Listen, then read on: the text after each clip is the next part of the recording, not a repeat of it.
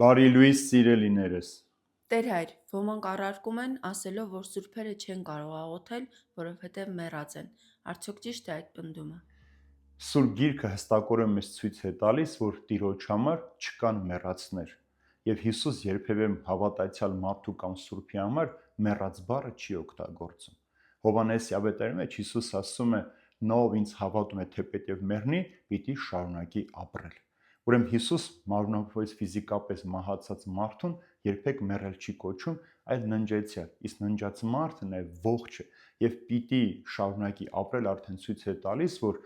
մահը պարզապես երկրից երկինք տեղափոխվող գործողություն է, որ հավիտենական կյանք ես մտնում Քրիստոսի ներկայության մեջ։ Հաջորդ համարը ավելի դիպուկ է Տերը խոսում։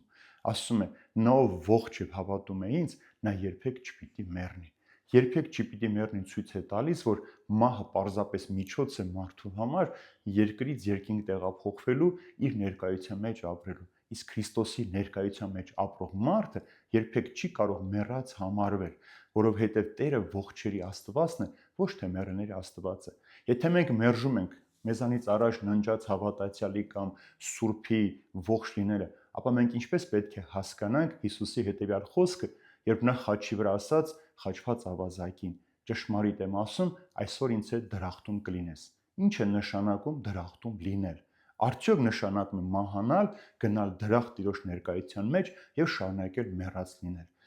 Ինչպես կարող է անմահի կողքը մարդը լինել եւ մեռած համարվել։ Ինչպես կարող է մարդը դրախտում լինել ու մեռած լինել։ Դրախտը հենց ինքը Քրիստոսի ներկայությունն է։ Ուրեմն Քրիստոսի ներկայության մեջ մարդը չի կարող մեռած լինել, այլ հակառակը։ Նա ողջ է, ապրում է, զգում է եւ տեսնում է։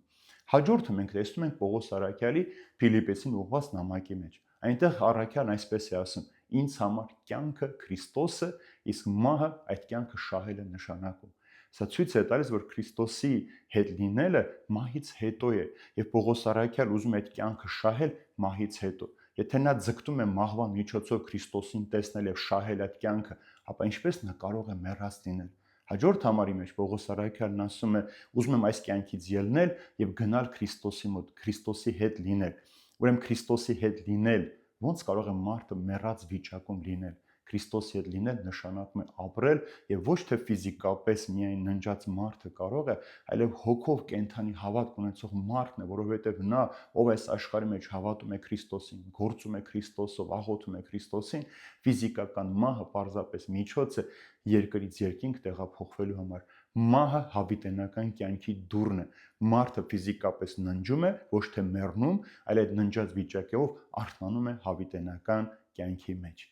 Վերջապես սիրելիներս, Աստված ինչ է ասում։ Ես մեռելների Աստվածը չեմ, ես ողջերի Աստվածն եմ։ Նրանք, ովքեր մերժում են սուրբերի բարեխոսությունը, նրանց մեռած են համարում, նրանք Տիրոջն են հակասում եւ Տիրոջ դեմ են ապստամբում, որովհետեւ Տերը մեռելների Աստվածը չէ, այլ ողջերի Աստվածը, Աբրահամի, Իսահակի, Հակոբի։ Նրանց կողքի մենք կարող ենք դա հիշել Մովսեսի եւ Եղիայի օրինակը, ինչպես պայծառակերպության ժամանակ Թաբոր լեռան վրա Մովսեսն ու Եղիան երևացին Քրիստոսին եւ խոսում էին նրա հետ։ Ինչ էին խոսում, Սուրբ Գիրքն ասում է, խոսում են Երուսաղեմում Քրիստոսի գալիք մահվան մասին։ Այսինքն երկավոր կյանքին հաղորդակից են եւ Քրիստոսի հետ խոսում են, թե ինչ է սպասում իրեն առաջիկա օրերի ընթացքում։ Եթե նրանք ոչ միայն կարող են Քրիստոսին տեսնել, այլև խոսել, ապա ի՞նչն է խանգարում, որ նրանք մեզ համար խոսեն եւ մեզ համար աղոթեն ու բարեխոսեն Տիրոջը։ Սա նշանակում է, որ նրանք ողջ են, ապրում են եւ զգում են, տեսնում են, լսում են յուրաքանչյուր քրիստոնյայի, ով այս աշխարհում դիմում է իրենց։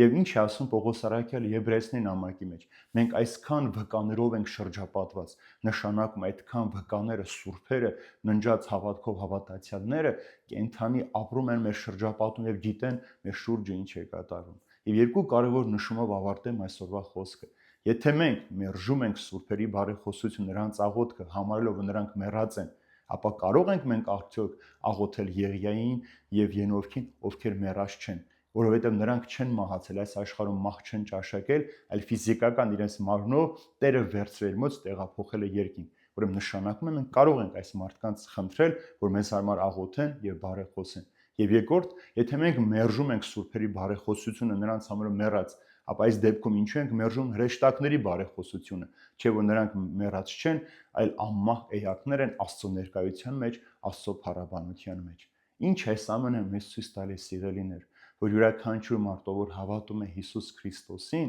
ֆիզիկական մահով իր կյանքը չի վերջանում, նա ննջում է ժամանակավոր քնով, բայց ապրում է հավիտենական կյանքի մեջ եւ ողջ է, եւ Հիսուսի խոսքը նա երբևէ չպիտի մեռնի, ցույց է տալիս, որ մահը չի կարող մարդու վրա իշխանություն ունենալ։ Մեր ֆիզիկական մահը, ննջումը պարզապես միջոց է հավիտենական կյանքը շահելու համար, եւ եթե դու հավիտենական կյանքի մեջ ապրում ես, նշանակում է դու ողջ ես, տեսնում ես, լսում ես եւ յուրաքանչյուր մարդ, ով քո անունով Տիրոջ ինչ որ բան խնդրի, դու կարող ես Տիրոջը բարեխոսել այդ մարդու կյանքի, փրկության, առողջության, հոգեվոր խաղաղության համար, որպեսզի մարդը գտնի ճշմարտությունը եւ այդ ճշմարտության մեջ շարունակի ապրել։